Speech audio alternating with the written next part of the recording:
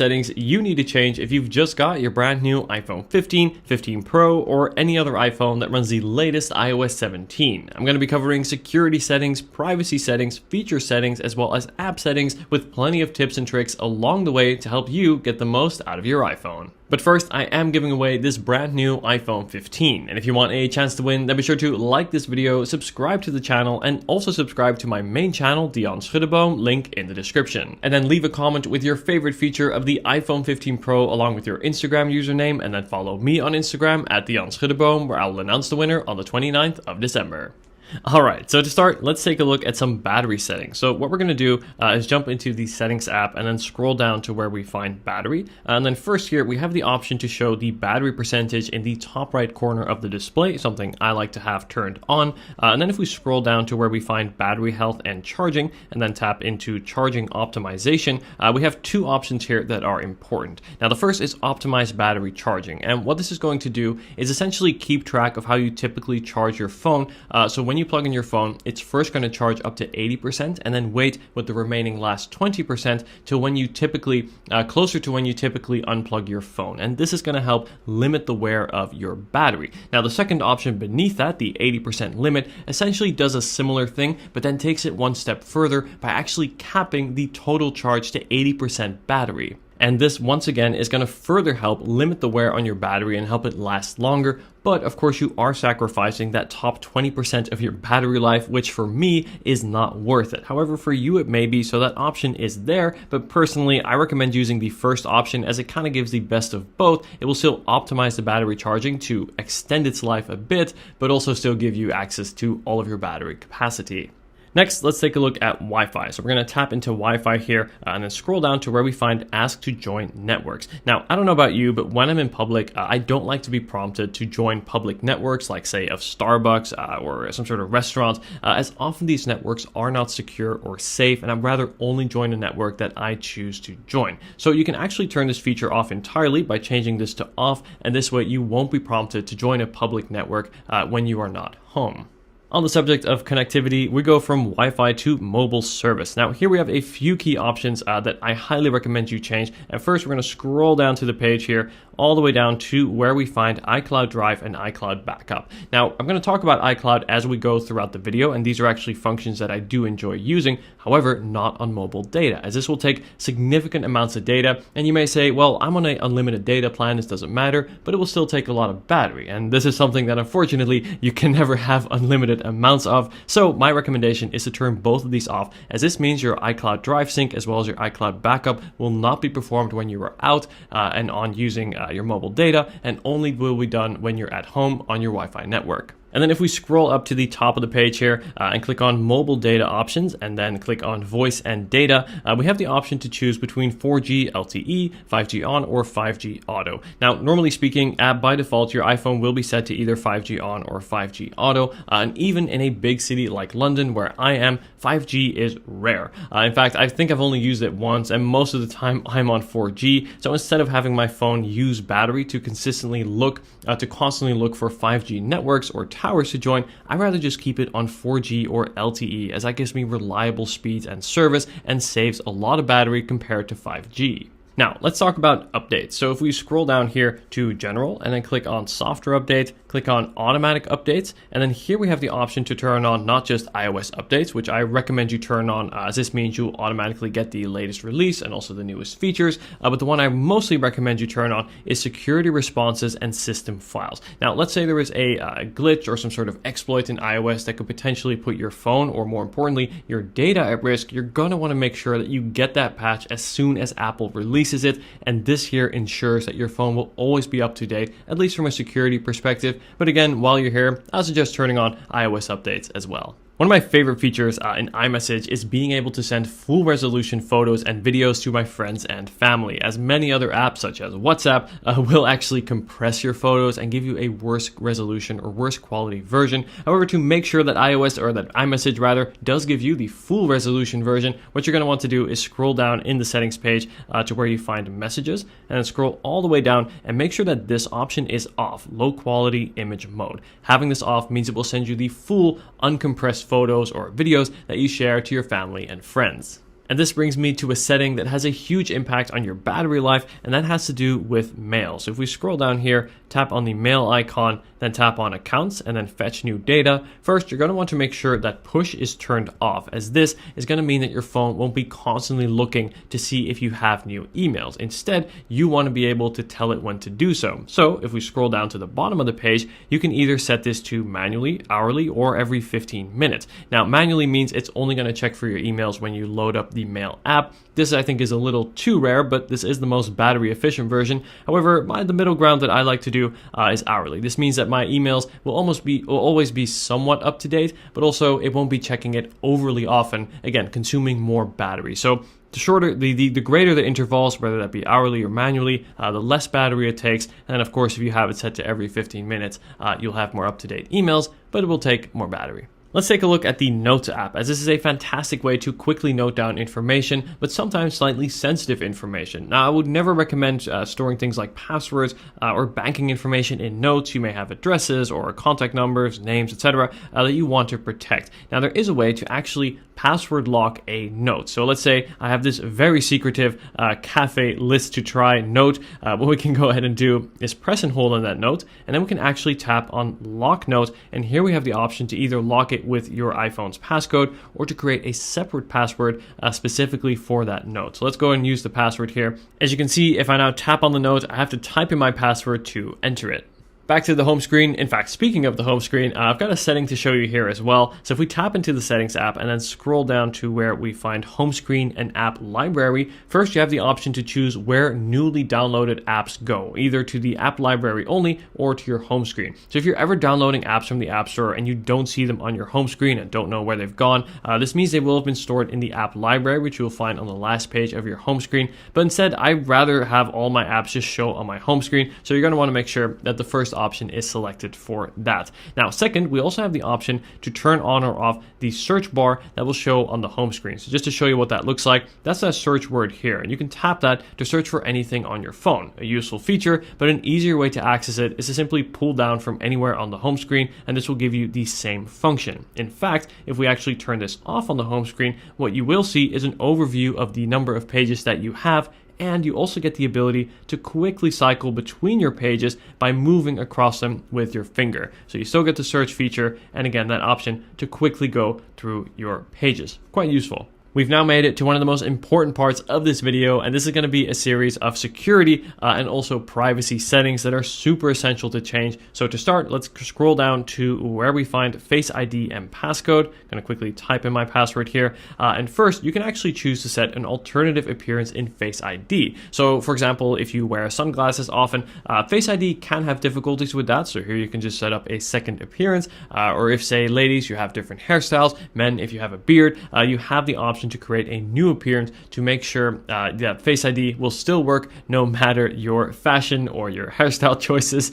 And then if we scroll down to a more serious setting, we have the option to turn on require attention for Face ID. Now, what does this mean? Well, Face ID, of course, scans your face to unlock your phone, but requiring attention means it will actually require you to look at your phone, to make eye contact with your phone in order for it to unlock. So just one extra step of security that I suggest you turn on.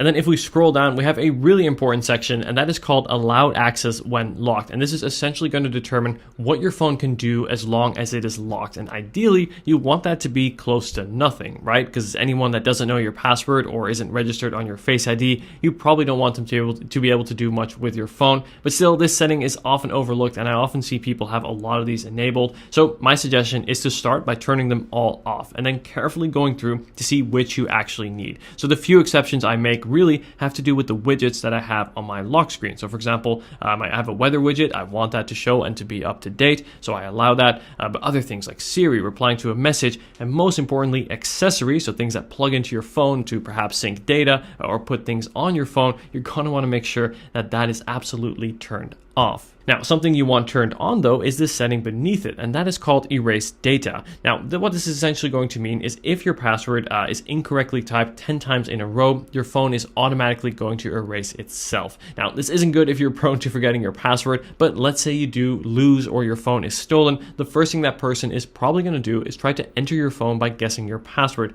This means that after 10 failed attempts, your phone will erase itself, which means that even when your phone isn't safe, your data still will be. Continuing on with more privacy and security settings here, we're going to tap on privacy and security. And here we have a bunch of options to go through, and I'm going to go through some of the most important ones. And the first have to do with location services. Now, many apps want to ask you for your location, and the reality is many don't need to, and none need to have it always. No app needs to be constantly sharing your or seeing your location rather. So I suggest scrolling through this list, and if you see any of these apps where it has the word always next to it, make sure you switch it to while using or never, as no app should be constantly monitoring your location. So as you can see, most of mine are set to while using, as of course there are moments where it is handy to have, but a lot of them I turn off. So for example, Instagram, I don't know why it has the option, but somehow it has the option to always see your location. Never allow that. Just keep it on while I'm using the app, or say ask next time when I share. So what that's going to do is prompt you every time when it asks your location. Back in the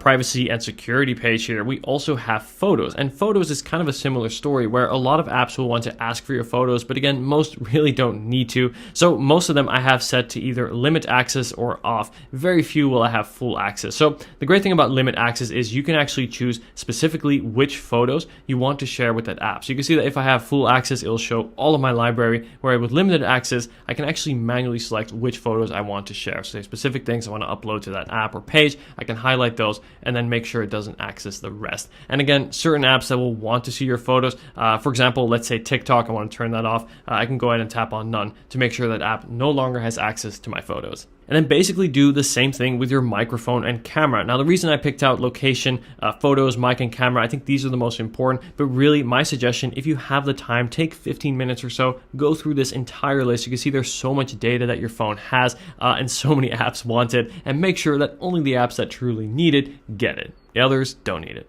Next, let's take a look at brightness. Now, this is a question I get often, and that has to do with how do you turn off auto brightness, as by default it has been on, and for a while now, Apple's made it quite difficult to turn off. So to do this, what you're going to want to do is go into accessibility, and then we're going to click on display and text size, and then if we scroll down here to where we find auto brightness, that's where you will have the option to turn it on. Now, normally speaking, I suggest keeping this on. I think it does a good job at reserving battery while still being bright enough in the sun, but if say you're filming like I am right now, I like to have it off, or if you just want more control over your brightness, I suggest turning it off as well. Another great way to do this is to simply ask Siri. You can just press and hold the side button, but more on Siri in a sec, and ask Siri to turn on or off auto brightness as well. Speaking of the display, let's take a look at display and brightness. Now, this part is going to be specific for the 14 Pros and 15 Pros, as that will have to do with the always on display. So we go ahead and tap on it here. You can choose to turn it on, and I recommend turning it on in general. I find it to be quite useful. However, one thing I recommend you turn off is the show wallpaper option, as not only it can be distracting, it also makes your screen much brighter and thus will take significantly more battery. Turning this feature off will just show you the time and your notifications if you choose to have that on. So just to give you an idea of how that looks, as you can see, very clean, minimalistic, and not distracting. Now, one of the features new to the 15 Pro as well as the 15 Pro Max is of course that new action button, which will replace the mute or silent toggle. Now, if you're like me, I often or almost always have my phone in silent mode, and I notice you always get this little bell in the top left to remind you of the fact that your phone is on silent. Now, if you're switching between modes, that may be useful, but I'm always on silent mode, so you can actually turn this off by going into sound and haptics, and then we can turn off show in status bar. And as you can see, now if we go to control center, we still have the option to quickly change between silent and loud mode, but it will no longer show in the menu bar. In this page also, and this applies to all iPhones, if we scroll down, we also have the option to change the keyboard feedback, whether you want the sound on or the haptics on. Now, my recommendation is to turn off the sound. I think that's always kind of annoying to hear, but I do actually like the haptics. I used to have this off, but I've kind of gotten used to it on my iPhone 15 Pro, and kind of like the additional feedback. The haptic will essentially give you a small vibration with every key that you press to kind of mimic more of a physical keyboard. This next setting is an absolute classic and one that I keep going back to, and that has to do with your notifications. So first of all, what you're going to want to make sure is set properly is show previews. And you're going to want to make sure that your previews of your notification only show when your phone is unlocked. You can even set it to never if you want like added privacy, but definitely make sure it's not set to always, as what this would mean is that not only would it show on your lock screen that you have a message, it would also show the content of the message. This way, it will only show the content when your phone is unlocked. And if we go back, we also have the option to turn notifications off for screen sharing, something I highly recommend, especially if you have some work meeting or a presentation and you're mirroring your phone to a TV or projector. You don't want your notifications to come in. So in that case, turn that off here in this setting. Now, if we scroll down in this menu, you'll have a list of all of your apps, and my suggestion is to go through each of these apps and see which you do and which you don't want to be receiving notifications from. Many apps will want to bother you throughout the day, ping you with notifications. Most are useless, so I suggest you turn many of these off and only allow important app notifications, such as, for example, messaging apps, as that means when your phone goes off, it is important and worth checking. Otherwise, I just turn it off. So you got Amazon, Apple Store, App Store. You can see a lot of these are off. Google, my headphones apps, utilities apps, these things don't need to be sending me notifications throughout the day, so I just turn them off. Now you also have the option within each app to also show how a notification appears. So for example, let's take a look at health. Now let's say I want to get a health notification every once in a while to look at my exercise trends or something, but I don't want that on the lock screen. I can actually turn that off and it will only show the notification when my phone is unlocked or when I'm already using it. You can also manually turn on or off the sound. And this is a great way to sort of fine-tune your notifications. And again, if you want to turn it off, just turn it off here in the top and health will no longer send you And just like with notifications, background app refresh is another one of those settings that I highly recommend you go through to really see which apps need to be running. So to do that, let's go into general and then tap on background app refresh. And here you can manually turn on or off the apps that you do or don't want running. Now you do have the option here in the top to turn it off for all. I don't recommend you do this, as some I do like to have on. For example, messaging apps, maps applications, and certain productivity apps that I always want up to date. But other apps like shopping apps or appliance applications, I just turn them off. You can see I probably have half of my applications here off, and this will save significant battery over time. Let's talk about the App Store. So if we scroll down here, we go down to where we find the App Store. There's a few essential settings that I really recommend you turn off. And the first here is automatic app downloads. Let's say I download an app on my iPad or even another phone. I don't want it automatically on this phone, and this here will make sure that doesn't happen. What I do want though is automatic updates. As the apps that I do have on my phone, I always want them to be on the newest version. So turning on this feature will automatically update them, as well as in-app content. Let's say, for example, you have a podcast episode or some sort of content that you want downloaded. This will make sure that's downloaded beforehand. And if we scroll down, we have a little mobile data section. And again, here, you're going to want to make sure that this is off. This makes sure that no app updates or apps or app content is downloaded over your mobile data and only done over Wi-Fi, say when you are at home. Now, another big feature or a setting that I always turn off are these two here. And that has to do with both in-app reviews. This means that an application can't ask you to rate it or to leave a review. Personally, I do like to leave reviews, but only when I choose to do so. I don't like to be prompted, every time I open a new app. So you can go and turn that off there. And then we also have the option to offload unused apps. Now, this may be useful if, say, you're running low on storage. Basically, if you have an app that you haven't used for a while, it will actually automatically delete that application and give you the option to re-download it if you want to open it. But I like to have my apps always ready to go. So turning this off makes sure my apps are always on device. There's one quick setting that I want to show you that has to do with AirDrop. So in general, we click on AirDrop. Now, one of the new features with iOS 17 and the latest iPhones is you have this bringing devices together option where I can actually touch another iPhone up to the top of my iPhone and then have them automatically connect to then transfer data. And this is useful to an extent, but personally, I have a work and a personal phone, so two phones in the same pocket, and they're constantly connecting if I have this feature on. So I definitely turn this off. And plus, from a privacy and security perspective, this means you will be less likely to connect to another person's phone without wanting to do so, as this doesn't disable your AirDrop functionality, as of course that's controlled here. Make sure you have that set to contacts only, to only connect to people that you know, and only people you know can find your iPhone. Have you ever had your phone tell you you're using it too close or holding it too close to your face? Well, there's a way to turn that off. If we scroll into screen time, we can scroll down to where we find screen distance and then turn off that feature here. And this way you can use your phone as close to your face as you want. May not be great. It does actually say here for kids, this is recommended to turn on.